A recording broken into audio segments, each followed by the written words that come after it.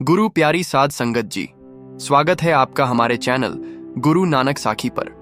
आज हम आपको एक ऐसी कहानी सुनाने वाले हैं जिसको सुनकर आपको पता चलेगा कि क्यों अच्छे कर्म करने वाले लोग दुखी रहते हैं और बुरे कर्म करने वाले खुश और बड़े अमीर भी होते हैं, और वही दूसरी तरफ अच्छे लोग पूरी जिंदगी मेहनत करते हैं फिर भी गरीब और दुखी ही रहते हैं।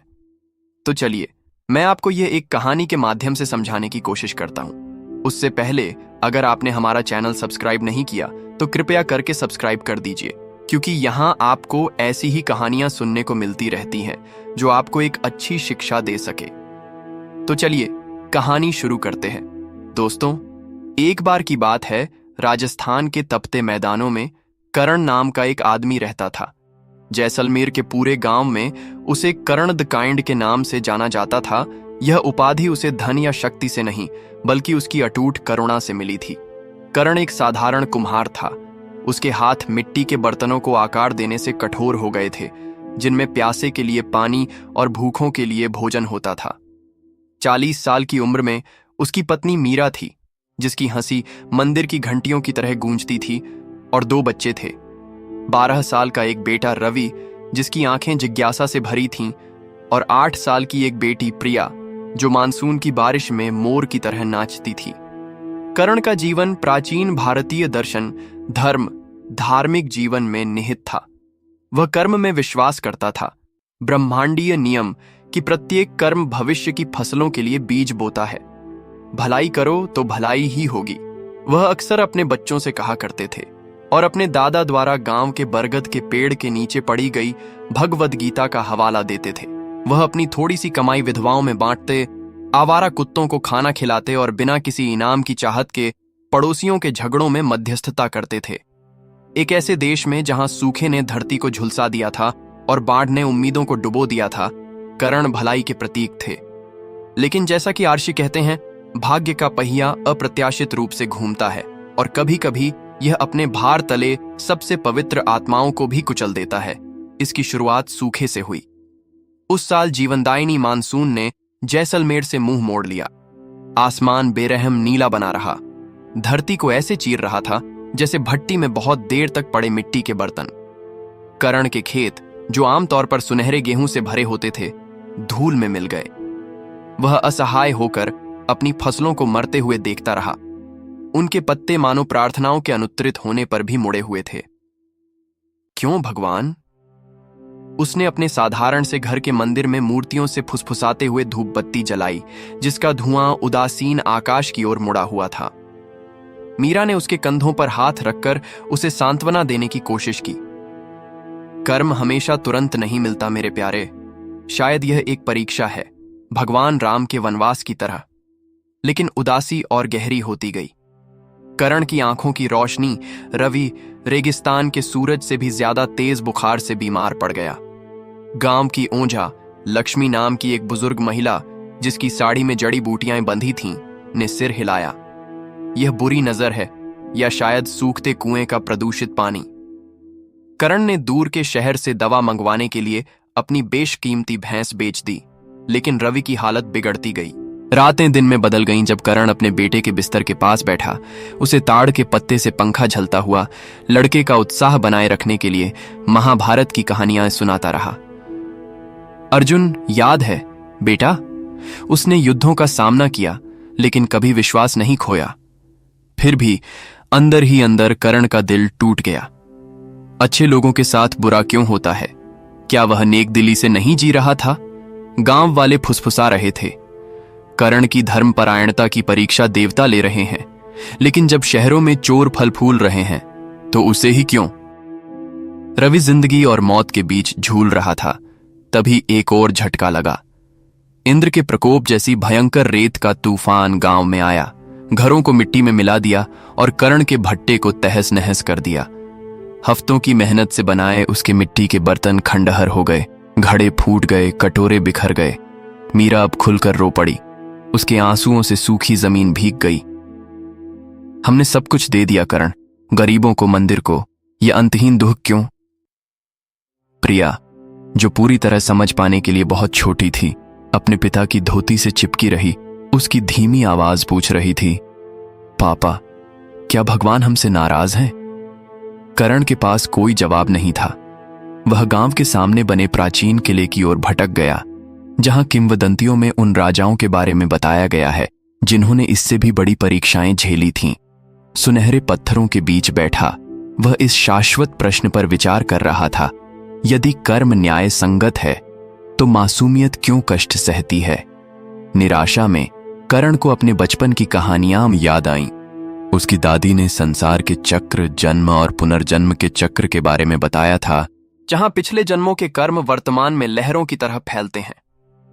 बुरी चीजें सजा नहीं हैं, उन्होंने कहा, बल्कि अशुद्धियों को आग में सोने की तरह जलाने के सबक हैं।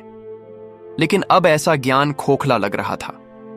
उसे विदेशी व्यापारियों द्वारा लाई गई कहानियों में से अय्यूब की याद आई, या अपने घर के पास हरिश्चंद्र की, उस राजा की जिसने सत्य की रक्षा के लिए अपना सब कुछ खो दिया और उसे कई गुना वापस पा लिया।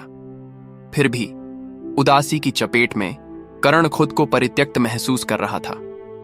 उसने उपवास किया, शिव मंदिर में प्रार्थना की, लिंग पर दूध चढ़ाया, दया की भीख मांगी। पुजारी, माथे पर तिलक लगाए एक वृद्ध व्यक्ति, ने कहा, दुख माया है, यह आत्मा को मोक्ष मुक्ति के लिए शुद्ध करता है। करण ने सिर हिलाया, लेकिन उसका दिल दुख रहा था। भ्रम इतना वास्तविक, इतना तीखा कैसे लग सकता है? हफ्ते महीनों में बदल गए। रवि धीरे धीरे ठीक हो रहा था। उसका बुखार तूफानी बादल की तरह छोट रहा था, लेकिन परिवार बर्बादी की कगार पर था। वे उन पड़ोसियों से मिले भीख पर गुजारा कर रहे थे जिनकी मदद करण ने कभी की थी। एक कड़वी विडंबना जिसने उसके अभिमान को चोट पहुंचाई। मीरा टोकरियां बुनने लगी। उसकी उंगलियां कांटों से खून बह रही थीं, जबकि प्रिया जलाऊ लकड़ी इकट्ठा कर रही थी। उसका बचपन का भोलापन धुंधला रहा था। करण ने ईंट ईंट करके अपना भट्ठा फिर से बनाया, लेकिन ऑर्डर कम थे। सूखे ने सब कुछ कंगाल कर दिया था।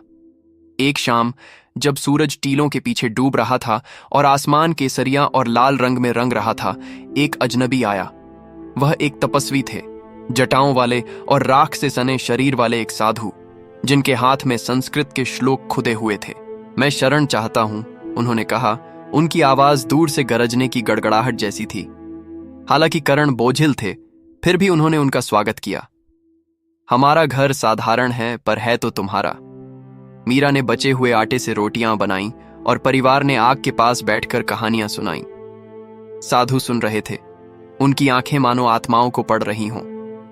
जब करण ने अपनी व्यथाएं, सूखा, बीमारी, नुकसान बताईं, तो साधु हल्के से मुस्कुराए। तुम पूछते हो कि अच्छे लोगों के साथ बुरा क्यों होता है? मैं तुम्हें अपने देश के इतिहास से एक कहानी सुनाता हूं। बहुत समय पहले केरल के हरे भरे जंगलों में विष्णुदास नाम का एक बुनकर रहता था। वह बहुत धर्मपरायण था। मंदिर के देवताओं के लिए मुफ्त में साड़ियां बुनता था। पक्षियों और भिखारियों को समान रूप से खाना खिलाता था। उसका जीवन तब तक शांत था जब तक कि एक बाढ़ ने उसके घर को निगल नहीं लिया। उसका करघा डूब गया और वह बेसहारा हो गया। मैं ही क्यों देवी? उसने देवी से प्रार्थना की। अपनी यात्रा के दौरान उसकी मुलाकात एक योगी से हुई, जिसने समझाया, दुख आकस्मिक नहीं है, यह प्रारब्ध कर्म का फल है। पिछले जन्मों के कर्म जो अब पक रहे हैं, लेकिन यह शक्ति भी प्रदान करता है, जैसे नदी घाटी खोदती है।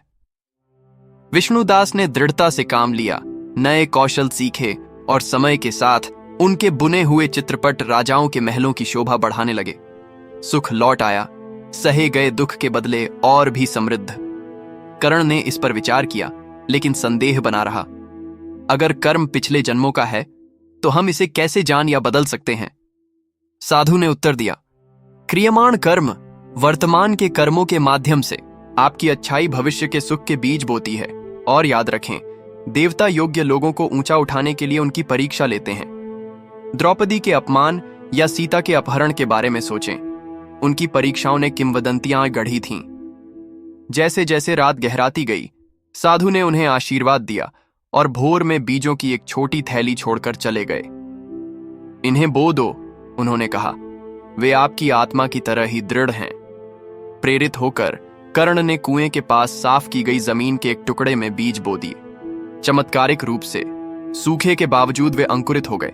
नीम के पेड़, लचीले और रोगहर। जैसे जैसे वे बड़े हुए, कर्ण के जादुई उपवन की चर्चा फैलती गई। गांव वाले बीमारियों के इलाज के लिए पत्ते लेने आते और बदले में अनाज देते। रवि, जो अब ज्यादा मजबूत हो गया था, उनकी देखभाल करने लगा।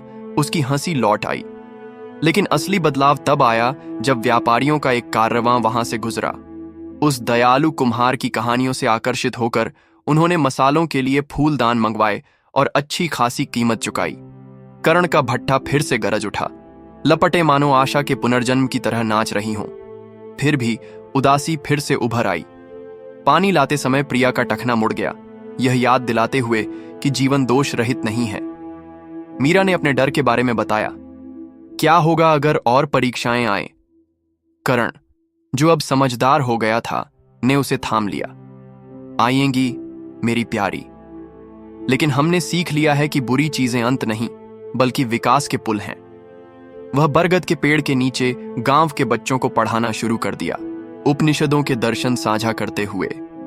आत्मा शाश्वत है, सांसारिक दुख सागर की क्षण भंगुर लहरें हैं। खुशियां धीरे धीरे खिलने लगीं, जैसे तालाब में कमल खिलते हैं। अगले साल आखिरकार मानसून आया, देर से लेकिन भरपूर, खेतों को जीवन से भर दिया। कर्ण की फसल भरपूर थी, जरूरतमंदों के साथ बांटने के लिए पर्याप्त। रवि पढ़ाई में अव्वल था और उसी डॉक्टर की तरह इलाज करने का सपना देखता था जिसने उसे बचाया था। प्रिया के नृत्यों ने त्योहारों को रोशन कर दिया। उसकी आत्मा अखंड थी। नियम का बाग एक अभयारण्य बन गया, जहां ग्रामीण सत्संग, आध्यात्मिक प्रवचनों के लिए इकट्ठा होते थे। कर्ण, जो कभी सवाल करता था, अब दूसरों को जवाब देता था। अच्छे लोगों के साथ बुरी घटनाएं हमें नश्वरता की याद दिलाने, सहानुभूति पैदा करने और हमें ईश्वर के करीब लाने के लिए होती है। यह शिव का नृत्य है। विनाश सृजन का मार्ग प्रशस्त करता है। एक दिवाली की रात, जब धरती पर तारों की तरह दिए टिमटिमा रहे थे, कर्ण के सम्मान में एक उत्सव मनाया गया। गांव वालों ने उनके सम्मान में दिए जलाए और भगवान कृष्ण के भजन गाए। आपने हमें लचीलापन दिखाया है, उन्होंने कहा। मीरा मुस्कुरा उठी, उनकी आंखें खुशी से नम हो गईं। शांत क्षणों में कर्ण ने साधु के शब्दों पर विचार किया। शायद वह तपस्वी कोई अवतार थे, कोई दिव्य दूत, या शायद कर्ण की आंतरिक शक्ति को प्रतिबिंबित करने वाला एक दर्पण मात्र। साल बीतते गए, कर्ण बूढ़ा हो गया। उसके बाल रेगिस्तान में चांद की तरह चांदी जैसे हो गए। उसके बच्चे फलने फूलने लगे। रवि शहर में एक चिकित्सक के रूप में, प्रिया एक शिक्षिका के रूप में ज्ञान बुनती हुई जैसे उसकी मां टोकरियां बुनती थीं। अपनी मृत्युशैया पर प्रियजनों से घिरे कर्ण ने फुसफुसाते हुए कहा, मैंने उदासी को अपनी आत्मा में गहराई बनाते और खुशी को उसे प्रकाश से भरते देखा है। अच्छे लोगों के साथ बुरा क्यों होता है? हमें सचमुच अच्छा बनाने के लिए।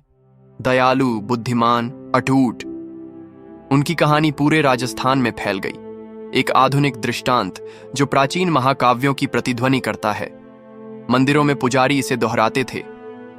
कर्ण की तरह परीक्षाओं को शिक्षक के रूप में स्वीकार करो, क्योंकि कर्म की भव्य चित्रकारी में दूहक का प्रत्येक धागा परम आनंद का एक नमूना बुनता है। उम्मीद करते हैं दोस्तों, आपको आज की यह कहानी पसंद आई होगी। अगर कहानी अच्छी लगी हो तो वीडियो लाइक और चैनल सब्सक्राइब करना मत भूलना। धन्यवाद दोस्तों।